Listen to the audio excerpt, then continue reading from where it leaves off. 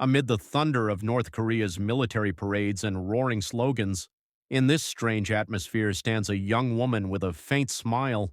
She is no ordinary woman.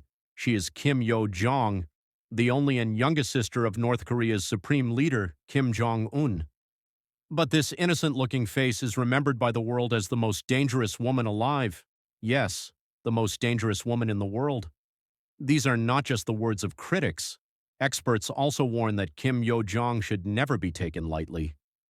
Today, we will look inside the closed world of North Korea to see how this woman quietly built a web of power, a woman who can strike ruthlessly when needed and can also disarm her enemies with a smile. What is it about her that forces the world to call her the most dangerous woman in history? Viewers, Kim Yo Jong was born around 1987 in Pyongyang. According to the U.S. Treasury, her date of birth is September 26, 1989, while South Korean experts believe she was born in 1987. No one can say her exact birth date with certainty, but what is confirmed is that she is the youngest daughter of North Korean dictator Kim Jong Il and the biological sister of the current supreme leader, Kim Jong Un. Her mother, Ko Young-hoi, gave birth to 3 children. The eldest is Kim Jong-chul, who has no interest in politics and prefers music, living in his own world. The second is Kim Jong-un, the current face of North Korea, and the third is Kim Yo Jong, the beloved sister of the 2 brothers. She spent her childhood in Pyongyang in a private compound filled with luxury alongside her brothers, but she was never shown to the public. The world first saw her in 2011 standing beside her brother at her father's funeral. At that time, no one really knew who she was, but for those who understood the signs, it was clear that she had entered the inner circle of power. After that, Kim Yo Jong became her brother's trusted companion as Kim Jong Un ruthlessly removed every obstacle in his path to power. She was seen at every meeting and ceremony near the supreme leader, sometimes holding documents, sometimes even seen lighting his cigarette so that her chain-smoking brother wouldn't struggle. The world viewed her as just an assistant, a sister helping her brother, but the reality was far more frightening. To understand the true nature of this alliance, let's go back a few years. In the 1990s, Kim Jong-il sent his children to Europe to receive a good education. Kim Yo Jong was sent in 1996 to a school in Bern, Switzerland, where she studied under a fake name. Sometime later, Kim Jong Un joined her. Now, both siblings studied in the same school, both registered under fake names. Kim Jong Un was registered as Pak Un, while Kim Yo Jong was registered as Pak Mi Hyang. In Switzerland, they were known as ordinary Korean children, but the reality was very different. The siblings lived in a normal-looking apartment, but it was constantly monitored by North Korean officials. Relatives lived with them, along with a team of undercover bodyguards. Kim Jong-un's classmates later said that photos of basketball players were displayed in the apartment, reflecting his hobby. But Kim Yo Jong, even then, was kept under heavy protection. For years, they acted as ordinary Korean children, while in reality, the full machinery of the state worked behind them. In 2000, Kim Yo Jong returned to North Korea. In 2007, she earned a degree in computer science from Kim Il-sung University in Pyongyang, and in the same year, secured a junior position in the Workers' Party of Korea. She was first publicly seen at her father's funeral in 2011. Soon after, in 2012, she was appointed as tour manager to the National Defense Commission.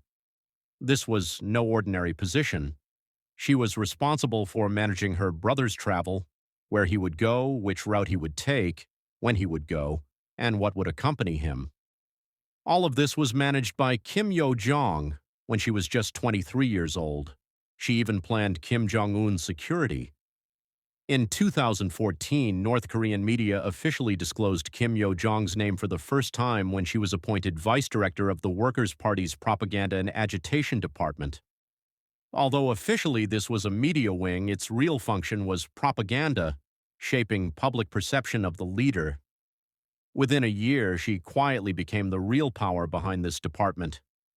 Although on paper someone else held the senior post, in reality only Kim Yo Jong's orders were followed. She had effectively become the chief of propaganda. In a country ruled by men, a woman reaching such a high position was nothing short of a miracle. Holding the reins of the propaganda machine, Kim Yo Jong worked to shape her brother's image to resemble that of their grandfather, Kim Il Sung. By this time, she was as responsible for North Korea's oppression as Kim Jong Un himself. She began to be seen as even more powerful than the supreme leader. That is why in 2017, the U.S. Treasury added Kim Yo Jong's name to its sanctions list. In February 2018, she rose to global prominence when she traveled to South Korea for the Winter Olympics. South Korea used the Olympics as an opportunity to ease hostilities and invited North Korea as well. For the first time since the Korean War in 1953, a member of North Korea's ruling family stepped onto South Korean soil. Instead of Kim Jong Un, his sister went. When her special plane landed in Pyeongchang, it was a shocking sight for global media. On this occasion, Kim Yo Jong put on a masterful display of friendliness even among enemies, and her smile became the center of media attention. She presented a softer image of North Korea, dined with South Korean leaders, and delivered a secret letter from her brother. The world received the message that perhaps hostilities were ending, but experts believe this was all part of a trap, a propaganda campaign. After this, in 2018 to 2019, she was seen alongside her brother at every major meeting, whether it was the historic summit with South Korean President Moon Jae-in or the smiling encounters with U.S. President Donald Trump. Everywhere she followed him like a shadow, ensuring that every photo and every news story benefited her brother's image. By the end of 2019, nuclear talks with the United States had failed. The blame seemed to fall on Kim Yo Jong, and she was quietly removed from the political bureau. The world assumed her rise was over, but this was only the calm before the storm. In April 2020, a strange situation arose. Dictator Kim Jong Un suddenly disappeared from public view. Intelligence agencies and media around the world speculated that he might have died. But in this ominous silence, a thunderous voice emerged from North Korean media, for the first time a personal statement issued in the name of Kim Yo Jong. She compared South Korea to a frightened dog that only knows how to bark. This was not just a threat, it was a message to the world that if her brother was absent, she was fully ready to take the throne.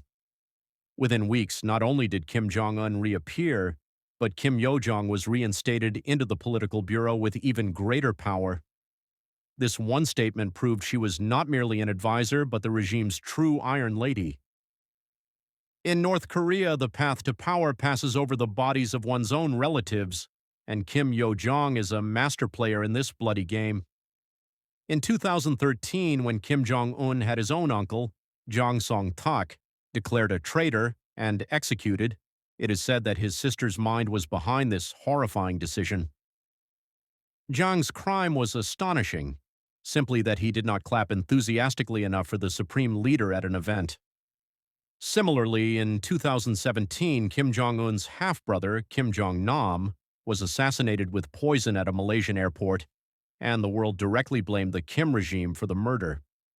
According to recent reports, some high-ranking North Korean officials were sentenced to death simply because they were slow to show respect to Kim Yo Jong. In June 2020, on Kim Yo Jong's orders, North Korea blew up the Inter-Korean Liaison Office building to teach South Korea a harsh lesson. This building had served as the last hope of friendship between the two countries. Kim Yo Jong not only makes decisions, her words themselves are no less than weapons. Her language toward defectors who have fled North Korea is extremely vile. She calls them filthy insects and openly threatens that they will pay a terrible price for their betrayal. But her anger is not limited to her own people. In 2023, she addressed the world's most powerful nation by calling U.S. President Joe Biden an old man with no future. Not only that, she called the South Korean president America's hungry dog. These words show that Kim Yo Jong's style is no less harsh than that of any male dictator, and when she is angry, she speaks even more brutally than Kim Jong Un. Today, Kim Yo Jong is considered North Korea's de facto number 2 leader. She is a member of the country's highest decision-making commission and runs the state alongside her brother. Officially, she is the propaganda chief, but she has deep involvement in every policy and decision. Recently, she has issued at least 40 official statements on behalf of Kim Jong Un, statements that were previously issued only by the supreme leader himself. This shows that she has now become the country's main mouthpiece. Many experts describe her as North Korea's female dictator. The world has never seen a woman leader threatening other nations with nuclear war. Considering all this, experts believe that if anything happens to Kim Jong Un, power will first pass to Kim Yo Jong. A North Korean diplomat who defected Tae Yong-ho says that if Kim Jong Un were to suddenly die, the rules would place Kim Yo Jong in leadership. According to reports, Kim Jong Un has no son, and even if he did, it would take years for him to mature. This clearly indicates that in such a scenario, the next turn would be Kim Yo Jong's. But is Kim Yo Jong truly the most powerful woman leader in history, or has history seen this before? Looking back, some women did rule with fear in their eras. For example, Chinese Empress Wu Zetian seized power after her husband's death in the 7th century and did not hesitate to sacrifice even her own people for her goals. In Europe, Queen Mary Tudor spilled rivers of blood in her country over minor matters, but these historical queens did not possess a nuclear button, nor did they rule a closed society where no one could speak against their will. Today, Kim Yo Jong has both. That is why many believe she truly has become the world's most dangerous woman. After all these incidents, if anyone still considers her weak simply because she is a woman, that would be their biggest mistake. There was a time when the world saw her as merely a silent supporter. Today, she has become North Korea's most powerful, determined, and dangerous woman. The question is not how dangerous Kim Yo Jong is. The real question is, if Kim Jong Un disappears tomorrow, is the world ready to face, for the first time, a female dictator, a woman whose single gesture can turn buildings to ashes, have officials killed, and whose anger has the power to shake the world's greatest nations? Will Kim Yo Jong prove to be even more ruthless than her brother? Or is this just the beginning of a terrifying story?